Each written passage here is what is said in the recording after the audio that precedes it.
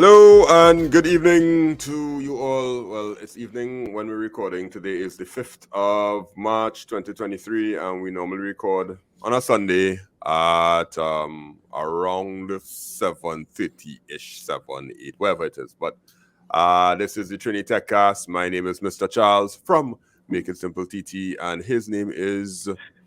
Mr. Redbit Tech. You try to make my similar name there, no? it was a very slight. I only thought about it after the fact. I'd be like, I wonder if he gonna slip by. Nope, because the government will not know where you're from. It's been a nice and long week, and lots of things have happened. So we have I'm laughing because I'll tell you people that right before you show you try to set up your phone as the webcam, because any phone that has MagSafe on it could attach to the back of a MacBook and it will just hold on with the magnet, right? Yeah, once you have an iPhone 11 or later. Yeah, you'll be able to get the webcam and you'll get the crisp quality of the back camera of iPhone. But it didn't work out, and I am not going to say anything bad about Apple products because normally it's just work. But when the Apple product had to work with Chrome, somebody gave X. Somebody had an issue. But your normal webcam, it working fine for me. I don't see any problem with it because MacBook webcams usually are good stuff.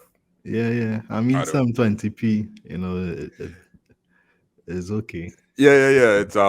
It is acceptable. It is acceptable. Just above acceptable. I would say that.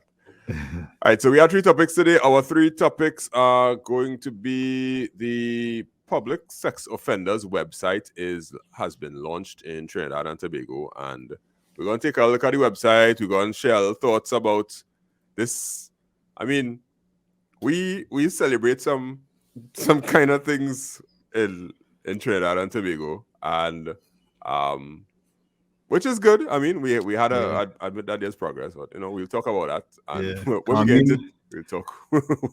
It's like it's technology that's been around years, almost 30 years. Like even like the breathalyzer, the speed gun. Those things are around a while now. But so I guess in the context of the region and the Caribbean, we probably ahead of some other islands, but again, we could jump in. And then second, we want to talk about TikTok in hot water in different places. Some places banning the use of TikTok on government devices, and we also see in TikTok trying to introduce a time limit for usage for people within a certain age group, which is weird, but we had to talk about that a little bit. And then if we have time, we'll try to talk about Nokia bringing out a new phone. Maybe too late or maybe right on time. We don't know, but it's a different kind of phone that seeks to get longevity, and keyword right to repair. That's always a nice buzzword to put in. So let's go into topic number 1, which I want to talk about from so many different angles. But as usual, we'll just let the conversation do what it's supposed to do and be organic as we go along. So there is a public sex offenders website in Trinidad and Tobago now. So this public sex offenders website looks like this. And when you go to it, it has, the nice little features. It'll give you the home, the list of offenders, search, safety and education about things, how to respond to sexual offenses, supporting agencies, links to Children Authority, police stations, and whatnot. But they have a search feature. Which more than likely is a nice piece of JavaScript that will do a query to a database, and you would get the responses and whatnot. I didn't check the code in the background for this, but let me look for my name. My name is Andre Charles, and see what happens. There's former name, alias, and please select sex and all that. So I just go and put search. All right, Andre Charles doesn't come up, but somebody named Charles Anderson came up because it found the closest thing to that name or whatnot, right? Yeah, probably doing like a wildcard search type thing. Yeah, something so. So they give you the photo of the person, their name, their alias. You can click on the photo and nothing happens. Yeah, I believe you had to click on the actions where you see details. Details? Yeah. All right, when you click details, okay, when you click details, it will tell you convictions, and the convictions will be, in this case, sexual intercourse. This is public data, so me saying it and really shining up anybody.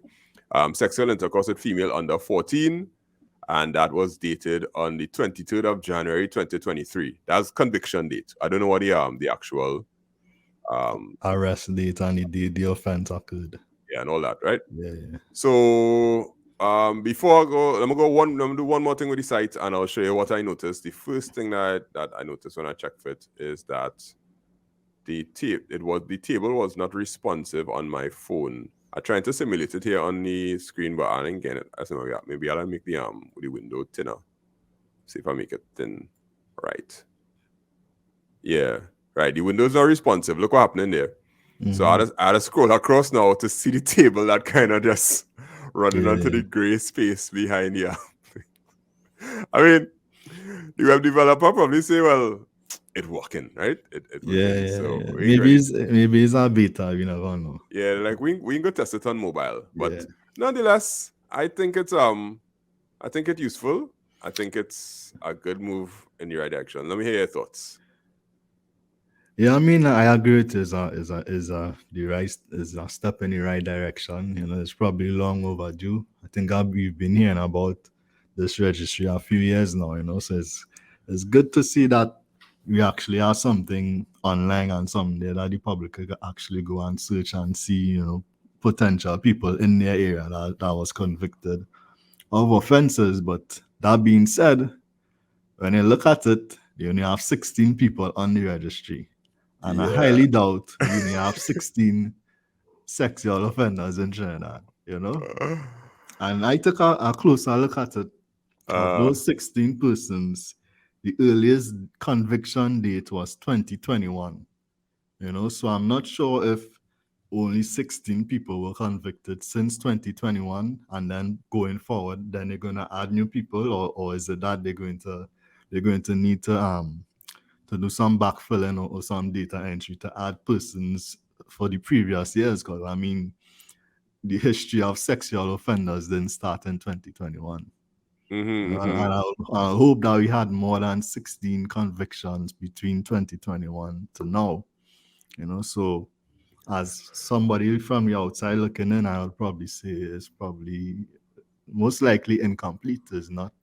Well, I think I found an article from, I don't know, June 18, 2021, where Faris Alwari, he was piloting the bill, and then the bill got, approved and whatnot. So from let's say hypothetically speaking that the bill gets approved in 2021. It took them a year to get the website up.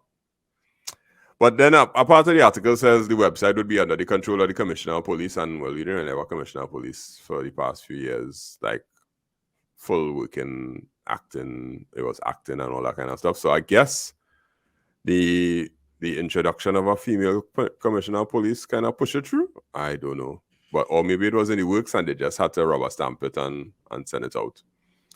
But yeah, the 16 people, I don't know how to feel. I don't know what to say in terms of why is only 16 people. But I think what the problem that they will have is back data. Because if they had a back for the data from the archives or any past, where that data would be, who have it, how it formatted, if it's just forms, that have to get approved. Because remember, in a paper-based system, if it's just a big notebook.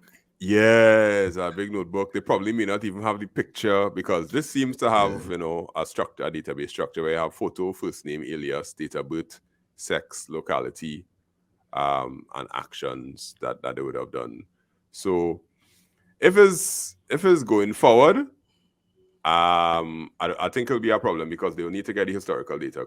I'm positive there are more, as you said. Yeah. But if they fill it up as time goes on, that would be good, because there's a good place where, like, let me say, hiring a driver for your children, and you're looking for somebody to drop your child to school, you can just come and check and make sure that the person is not a sex offender when transporting a girl child. That would be nice. I don't. Yeah, boy child. Yeah, boy. Yeah, because that's true. Because I don't think there's certain things that you could request when you're hiring people, like a certificate of character. But there are some things where getting a certificate of character might be a little overboard. So the only example I could come up with is like a driver for or you see somebody start working taxi in the area and you want to know if to travel with that person. Yeah, but you need to get a name and stuff. Well, you'll be like, okay, get your name, sir. I mean, if you you probably had to pull a little small talk. They pull a little smalls, some kind of suspect. Like, but you're supposed to have your taxi badge displayed on your vehicle. You have a lot of PH taxi drivers. Yeah. But this is cool and it's working.